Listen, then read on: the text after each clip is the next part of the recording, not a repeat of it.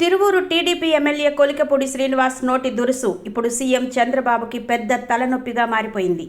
కూటమి ప్రభుత్వం అధికారంలోకి రాగానే జేసీబీలతో తిరువూరులో అక్రమ కట్టడాలు కూల్చివేత పేరుతో హడావిడి చేసిన కొలికపూడి ఆ తర్వాత కూడా పలు సందర్భాల్లో నోరు జారి చంద్రబాబు ఆగ్రహానికి గురయ్యారు. తాజాగా విజయవాడ ఎంపీ కేశినేని చిన్ని తనకి ఎమ్మెల్యే టికెట్ ఇవ్వడానికి 5 కోట్లు తీసుకున్నాడని కొలికపూడి బ్యాంక్ స్టేట్మెంట్లతో సహా ఆరోపణలు చేయడం టీడీపీని పూర్తిగా ఇరుకున పెట్టినట్టయింది.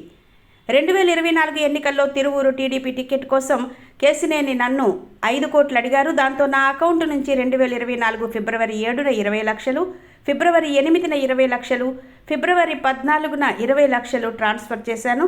అనంతరం పోరంకిలో చిన్ని పిఏ మోహన్ వచ్చి 50 లక్షలు తీసుకుపోగా గొల్లపూడిలో నా మిత్రుల ద్వారా 3.5 కోట్లు తీసుకెళ్లారని కొలికపూడి ఐసీఐసీఐ బ్యాంక్ స్టేట్మెంట్స్ను బయటపెట్టారు. వాస్తవానికి కొలికపూడి కేశినేని చిన్ని మధ్య వివాదం 3 రోజుల క్రితం వెలుగులోకి రాగా టీడీపీ అధిష్టానం పిలిచి రాజీ కుదిర్చే ప్రయత్నం చేయబోయింది. ఈలోపే కొలికపూడి తొందరపడ్డారు. దాంతో చంద్రబాబు సీరియస్ అయ్యి ఇక పిలవడాలు బతిమాలడాలు లేవు, కఠినంగా డీల్ చేయాల్సిన సమయం వచ్చిందని యూఏఈ నుంచి పార్టీ అధ్యక్షుడు పల్లాతో చెప్పినట్టు వార్తలు వస్తున్నాయి.